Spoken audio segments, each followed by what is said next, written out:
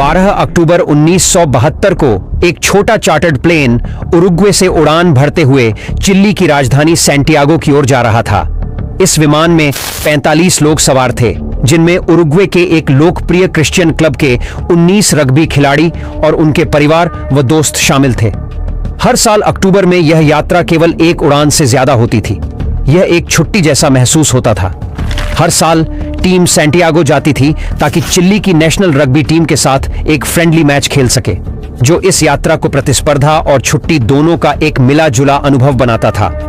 यह विमान कोई साधारण यात्री विमान नहीं था। यह एक फेयरचाइल्ड FH-227D था, जो उरुग्वे एयरफोर्स का सैन्य विमान था, जिसे अक्सर नागरिकों को किराए पर दिया जाता था क्योंकि सेना का बजट सीमित था। उड़ान का नियंत्रण एक अनुभवी पायलट कैप्टन फेराडास के हाथों में था, जो पहले कई बार एंडीज पर्वतों पर उड़ान भर चुके थे और उनके पास 5000 से अधिक उड़ान घंटों का अनुभव था। उनके साथ को पायलट लागुरारा थे, जो एक ट्रेनी पायलट थे जो इस चुनौतीपूर्ण एंडीज मार्ग को सीख रहे थे। उनके रास्ते में एक खतरनाक क्षेत्र प्लंचॉन पास पड़ता था, जो अपने अचानक और खतरनाक मौसम के बदलावों के लिए जाना जाता था। शुरुआत में उड़ान एकदम सामान्य थी और सभी यात्री काफी रिलैक्स महसूस कर रहे थे, लेकिन जैसे ही विमान एंडीज के करीब पहुंचा, मौसम खराब होने लगा, जिसके कारण उन्हें अर्जेंटीना के मेंडोसा शहर में रात के लिए रुकना पड़ा। यात्रियों ने इसे एक मजेदार अनुभव माना और कई लोगों ने देरी के दौरान वाइन भी खरीदी। अगले दिन 13 अक्टूबर को आसमान साफ था और विमान ने फिर से दोपहर के करीब 2:18 पर उड़ान भरी। सभी यात्री चिली पहुंचने के लिए उत्साहित थे। शुरुआती घंटों में सब कुछ सामान्य था और माहौल खुशनुमा था, लेकिन वे सीधे एंडीज की ओर बढ़ रहे थे, जो दुनिया की सबसे खतरनाक पर्वतमालाओं में से एक मानी जाती है। उन्हें यह नहीं पता था कि उनकी यात्रा अब एक भयानक और अप्रत्याशित मोड़ लेने वाली थी।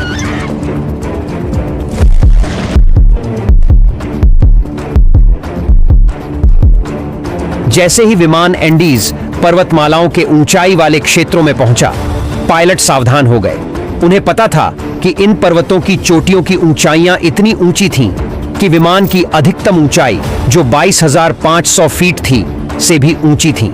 कुछ चोटियों की ऊंचाई तो 22,800 फीट तक थी, जो इस उड़ान को और भी जोखिम भरा बना रहा था। दोपहर के 3:21 पर विमान को एक तंग मार्ग प्लंचॉन पास से गुजरना था, जिसमें काफी सतर्कता की जरूरत थी। ट्रेनी को पायलट लेगुरारा को इस चुनौतीपूर्ण क्षेत्र में उड़ान अभ्यास के लिए नियंत्रण सौंपा गया। उन्होंने सोचा कि वे सैंटियागो के करीब पहुंच गए हैं और दोपहर 3:24 पर सैंटियागो के एयर ट्रैफिक कंट्रोल से संपर्क किया। लेगुरारा ने बताया कि वे क्यूरिको के पास हैं और अनुमान लगाया कि वे सैंटियागो 8 मिनट में पहुंच सकते हैं। इसके बाद उन्होंने विमान को 10,000 फीट तक नीचे लाने की अनुमति मांगी, लेकिन यहां पर कोपायलट ने एक गंभीर गलती कर दी। विमान अभी भी पहाड़ों में था और क्यूरिको से काफी दूर था। जैसे ही उन्होंने नीचे उतरना शुरू किया, विमान घने बादलों और तेज हवाओं में फंस गया, जिससे दृश्यता बहुत कम हो गई और विमान बुरी तरह हिलने लगा। यात्री, जिनमें रग्बी खिलाड़ी भी थे, इस झटके को मजाक में ले रहे थे और हंसी मजाक करके तनाव कम करने की कोशिश कर रहे थे। कुछ लोग खिड़कियों से बाहर झांकने लगे, लेकिन उन्हें केवल बादल ही दिखाई दे रहे थे। अचानक कॉकपिट में अलार्म बजने लगे। पायलटों ने भय के साथ महसूस किया कि वे एक पहाड़ के बहुत करीब थे, जो बादलों में छुपा हुआ था। उन्होंने विमान को ऊपर उठाने की पूरी कोशिश की, लेकिन अब बहुत देर हो चुकी थी। विमान का पिछला हिस्सा एक पहाड़ से टकराया और तुरंत उसका टेल टूटकर अलग हो गया। कुछ यात्री, जो अपनी सीटों में बंधे हुए थे, विमान से बाहर गिर गए और ठंडी पहाड़ियों में खो गए। फिर एक और पहाड़ से टकराकर विमान का बायां पंख भी अलग हो गया। अब बिना पंखों और टेल के विमान का मुख्य हिस्सा एक बर्फीले ग्लेशियर पर तेजी से फिसलने लगा, लगभग 350 किलोमीटर प्रति घंटे की रफ्तार से। कई बार टकराते हुए अंत में यह एक ढलान पर आकर रुका, जिसके बाद विमान के कुछ हिस्से चारों ओर बिखर गए। चमत्कारिक रूप से विमान में सवार 45 लोगों में से 33 जीवित बच गए।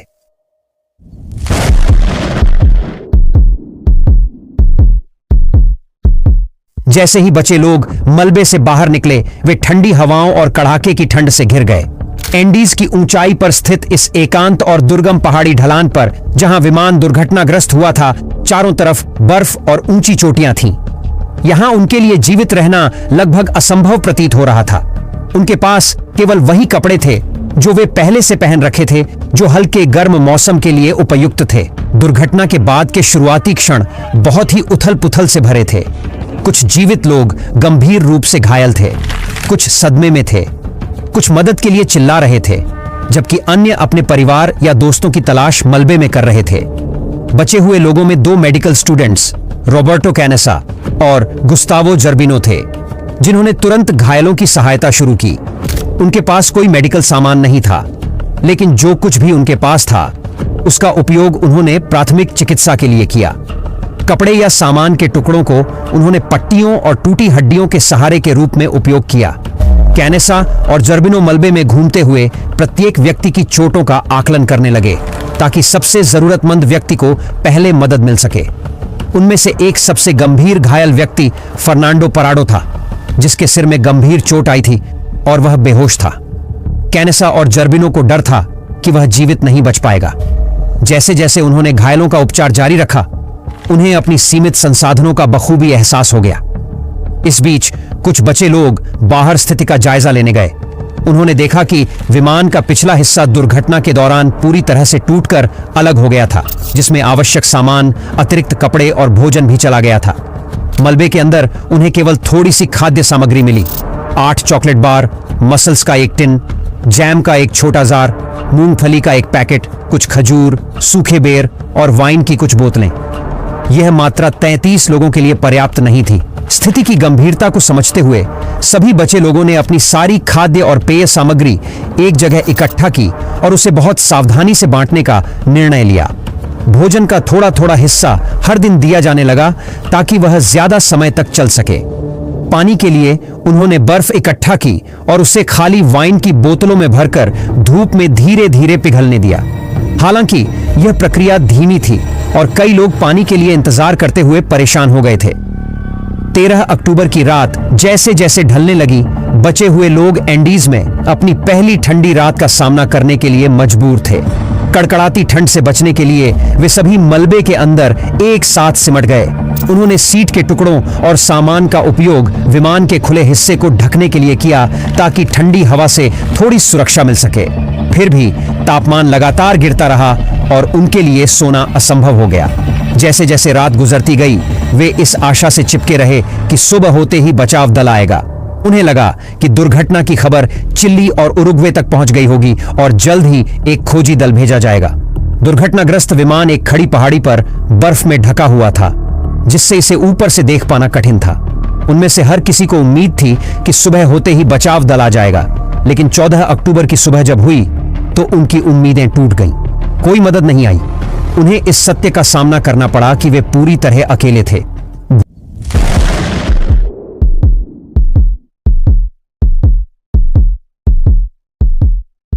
दुर्घटनाग्रस्त विमान एक खड़ी पहाड़ी पर बर्फ में ढका हुआ था, जिससे इसे ऊपर से देख पाना मुश्किल था। साथ ही सूरज की तेज चमक बर्फ पर टकराकर उनकी आंखों में जलन और धुंधलापन पैदा कर रही थी। इस स्थिति को स्नो ब्लाइंडनेस कहा जाता है। उनकी ताकत लगातार घट रही थी, लेकिन कुछ बचे हुए लोगों ने मदद का इशारा करने की कोशिश की। उन्होंने बैगों से लिपस्टिक और नेल पॉलिश इकट्ठा की और प्लेन के ऊपर SOS लिखने की कोशिश की। उम्मीद थी कि अगर कोई विमान ऊपर से गुजरे तो ये चमकीले अक्षर पायलट की नजर में आ जाएं, लेकिन जल्द ही उनका सामान खत्म हो गया और वे इसे पूरा नहीं कर सके। उन्होंने बैग और अन्य सामान को बर्फ पर क्रॉस के आकार में भी सजाया, ताकि ऊपर से इसे आसानी से देखा जा सके। जैसे जैसे रात होती गई, तापमान और भी गिरता गया और उन्हें एक और ठंडी रात का सामना करना पड़ा। उनमें से कई और कमजोर हो चुके थे। दुर्भाग्यवश 5 और यात्रियों ने रात में ही दम तोड़ दिया। उनकी मौत का दुख बाकी बचे लोगों पर भारी पड़ रहा था। अब उनकी संख्या केवल 28 रह गई थी। अक्टूबर 15 की सुबह बचे हुए लोगों ने भारी दिल के साथ फैसला लिया कि उन्हें अब जीवित रहने के लिए कुछ और करना होगा, क्योंकि अभी तक कोई भी रेस्क्यू टीम नहीं पहुंची थी। उन्हें अब महसूस हो गया था कि वे शायद लंबे समय तक फंसे रहेंगे। अगले कुछ दिनों तक उन्होंने छोटे छोटे हिस्सों में खाना शुरू किया। कभी एक छोटा सा चॉकलेट का टुकड़ा खा लेते तो कभी वाइन की एक घूंट पी लेते। यह उन्हें थोड़ा सहारा जरूर देता था, लेकिन भूख की तड़प हमेशा बनी रहती थी। 16 अक्टूबर को, यानी दुर्घटना के 3 दिन बाद, फर्नांडो पराडो कोमा से जाग जाते हैं। उनके सिर में गंभीर चोटें थीं और किसी को उम्मीद नहीं थी कि वह बच पाएंगे। जब वह होश में आते हैं तो उन्हें पता चलता है कि उनकी मां इस हादसे में मारी गई है और उनकी बहन गंभीर रूप से घायल है। ये खबर सुनकर वह टूट जाते हैं, लेकिन अपनी बहन को बचाने की उम्मीद में अपना खाना और पानी उसे दे देते हैं। दुर्भाग्यवश 8 दिन बाद उनकी बहन की हालत और बिगड़ जाती है और वह भी दम तोड़ देती है। अपनी बहन को खोने का दुख फर्नांडो पराडो के लिए अत्यंत दर्दनाक था, लेकिन इसने उन्हें एक नई दृढ़ता दी, खुद को और दूसरों को बचाने के लिए। बीतते समय के साथ वे कभी कभी ऊपर से विमान उड़ते हुए सुनते और हर बार वे मदद के लिए हाथ हिलाते और चिल्लाते, लेकिन सफेद प्लेन बर्फीले पहाड़ों के बीच से दिखाई देना मुश्किल हो रहा था। हर असफल कोशिश के बाद वे और भी हताश और अकेला महसूस करने लगे थे। 21 अक्टूबर को दुर्घटना के 8 दिन बाद उन्होंने एक छोटा रेडियो चालू करने में सफलता पाई, लेकिन जो उन्होंने सुना वह बेहद निराशाजनक था। रेस्क्यू टीम ने मान लिया था कि इस दुर्घटना में कोई भी जीवित नहीं बचा है और उन्होंने तलाश भी बंद कर दिया है। यह खबर सुनकर कई लोग टूट गए और रोने लगे, जैसे उनकी सारी आशाएं खत्म हो गई हों। लेकिन फर्नांडो पराडो ने कुछ अलग महसूस किया। उन्होंने चुपचाप एक निर्णय लिया कि यदि उन्हें बचाने कोई नहीं आ रहा तो वह खुद को और अपने साथियों को बचाने का रास्ता निकालेंगे। उस दृढ़ संकल्प के साथ उन्होंने खुद को बचाने के लिए एक अविश्वसनीय योजना बनानी शुरू की।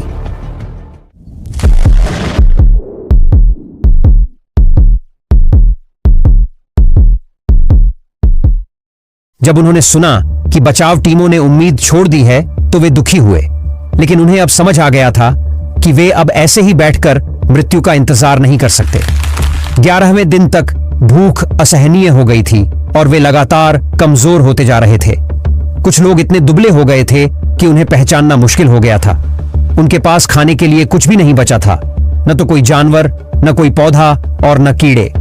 उनकी खाने की सारी चीजें खत्म हो चुकी थीं और यहां तक कि सीटों के चमड़े को चबाने से भी उन्हें उल्टी होने लगी थी। इस स्थिति में एक मेडिकल छात्र रॉबर्टो कैनेसा ने एक चौंकाने वाला सुझाव दिया कि जीवित रहने के लिए उन्हें उन लोगों के शवों को खाना होगा जो इस दुर्घटना में पहले ही मारे जा चुके थे। यह एक भयावह विचार था, लेकिन कैनेसा ने समझाया कि शायद यही उनका जीवित रहने का एकमात्र रास्ता हो सकता है।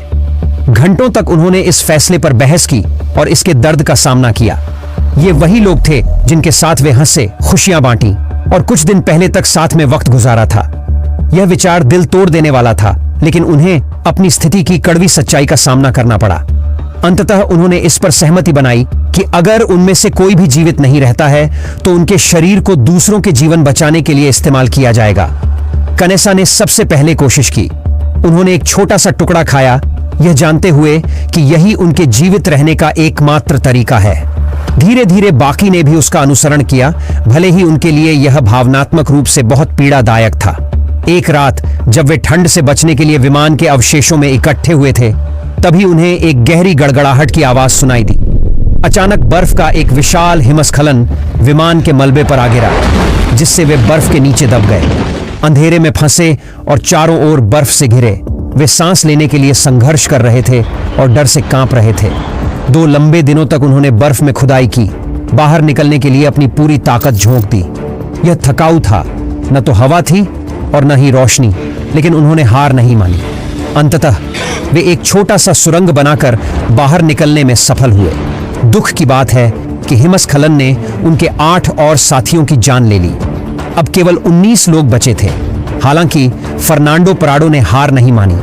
हर दिन पराडो पहाड़ों का अध्ययन करते हुए बचने का रास्ता ढूंढने के बारे में सोचते रहे। उन्हें एहसास हुआ कि वहां रुके रहने का मतलब और भी जानों का नुकसान होगा। अंदर ही अंदर उन्होंने एक मजबूत संकल्प महसूस किया कि अगर उनके पास कोई भी मौका बचने का है तो वह उसे हासिल करने के लिए सब कुछ जोखिम में डालने के लिए तैयार है। उनके इस संकल्प ने दूसरों को प्रेरित किया और उनके साहस ने उन्हें एक उम्मीद दी। वे नहीं जानते थे कि वे बच पाएंगे या नहीं, लेकिन उन्होंने एकजुट होकर अंतिम समय तक लड़ने का निश्चय कर लिया।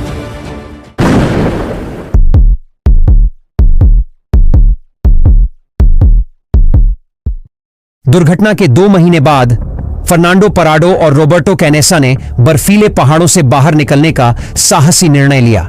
हर दिन पराडो ने ऊंचे पहाड़ों को देखा, इस उम्मीद में कि अगर वे सबसे ऊंची चोटी पर चढ़ सकें तो शायद उन्हें कोई घाटी या सड़क दिखेगी जो उन्हें लोगों तक वापस ले जा सके। उनके पास पर्वतारोहण का कोई अनुभव नहीं था, बहुत ही कम संसाधन थे और ठंडी हवा उनके मिशन को बेहद जोखिम भरा बना रही थी। बाकी बचे लोगों ने इस खतरनाक यात्रा की तैयारी में पराडो और कनेसा की मदद की। उन्होंने विमान के मलबे से सामग्री का उपयोग करके उपकरण बनाए।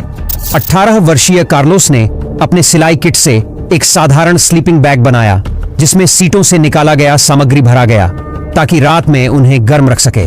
ठंड से बचने के लिए पराडो और कैनेसा ने जितने भी कपड़े मिल सके पहन लिए। 12 दिसंबर 1972 को दुर्घटना के ठीक 2 महीने बाद पराडो और कनेसा ने पश्चिम की ओर अपनी यात्रा शुरू की। उनके साथ एंटोनियो विजिंटन भी थे जो सामान ले जाने में मदद करने आए थे। बाकी बचे लोगों ने उन्हें बर्फीली पहाड़ियों पर चढ़ते देखा, इस अनिश्चितता के साथ कि वे अपने दोस्तों को फिर से देख पाएंगे या नहीं। उनके लिए पहला दिन बेहद कठिन था। गहरी बर्फ में चलना हर कदम पर भारी पड़ रहा था और पतली हवा में सांस लेने में मुश्किल हो रहा था। वे लड़खड़ाते हुए आगे बढ़ रहे थे और अपनी सारी ताकत लगा रहे थे। रात में ठंड इतनी ज्यादा थी कि चुभन महसूस हो रही थी, लेकिन वे खुद को बार बार याद दिला रहे थे कि वे सहायता पाने के करीब पहुंच रहे हैं। तीसरे दिन तक खाना भी लगभग खत्म हो चुका था। तब उन्होंने यह फैसला किया कि विजिंटन को वापस दुर्घटना स्थल पर लौट जाना चाहिए ताकि दोनों लोगों के लिए खाना बचाई जा सके। पराडो और कनेसा ने आगे चढ़ाई जारी रखने का निश्चय किया। उनके मन में एक दृढ़ संकल्प था कि उन्हें पहाड़ की चोटी तक पहुंचना ही है। 20 दिसंबर को 1 हफ्ते से भी अधिक समय तक चढ़ाई करने के बाद वे आखिरकार एक ऊंची चोटी पर पहुंचे। उनके शरीर बेहद कमजोर हो चुके थे और खाने का सामान खत्म हो गया था, लेकिन नीचे घाटी की ओर देखने पर उन्हें एक अद्भुत नजारा दिखाई दिया। वह हरी भरी घाटी और बहती नदियों का दृश्य था जिसने उनमें नई उम्मीद भर दी। उन्हें यकीन हो गया कि घाटी के नीचे लोग हो सकते हैं जो उनके दोस्तों को बचाने में मदद कर सकते हैं।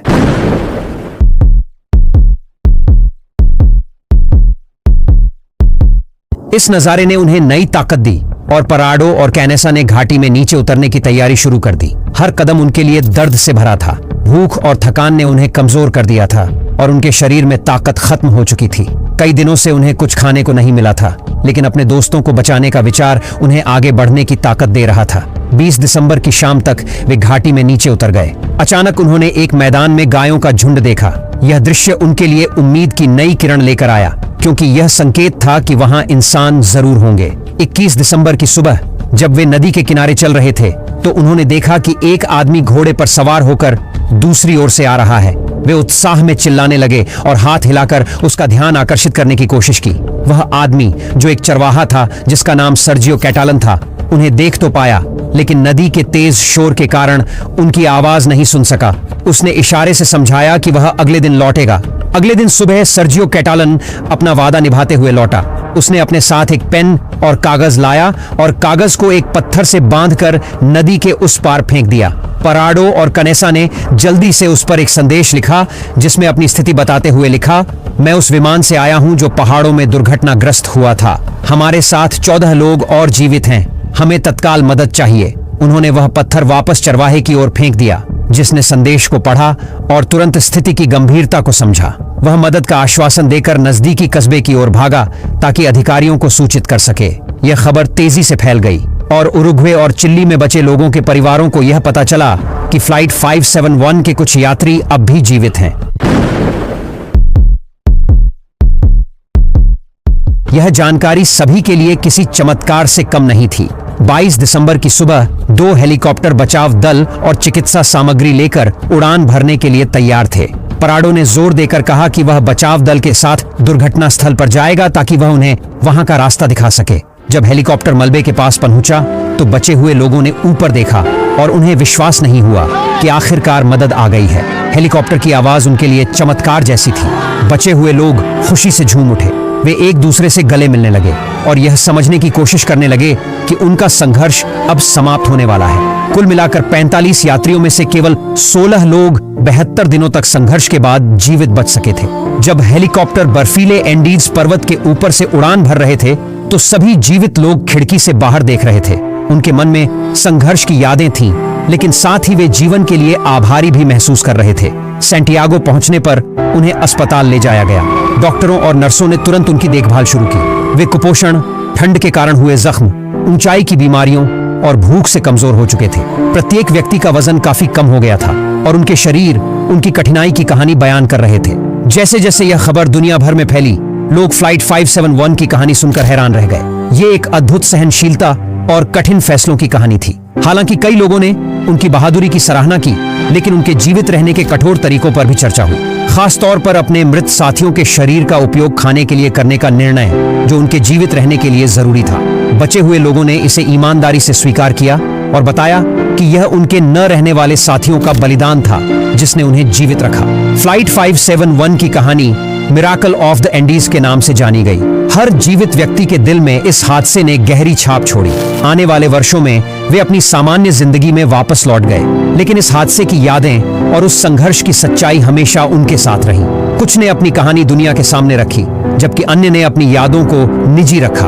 उनके लिए हर नया दिन एक उपहार जैसा था, जिसे वे दिल से संजोते रहे। फर्नांडो पराडो और रॉबर्टो कनेसा, जिन्होंने मदद पाने के लिए असंभव लगने वाले कदम उठाए, साहस और अडिग संकल्प के प्रतीक बन गए। उन्होंने अपने अनुभव साझा किए ताकि उन लोगों को सम्मान दिया जा सके जिन्होंने अपनी जान गंवाई। फ्लाइट 571 की यह कहानी सिर्फ एक त्रासदी नहीं थी, यह दोस्ती की ताकत और मानव इच्छा शक्ति की ऐसी मिसाल थी जो हर बाधा को पार कर सकती है।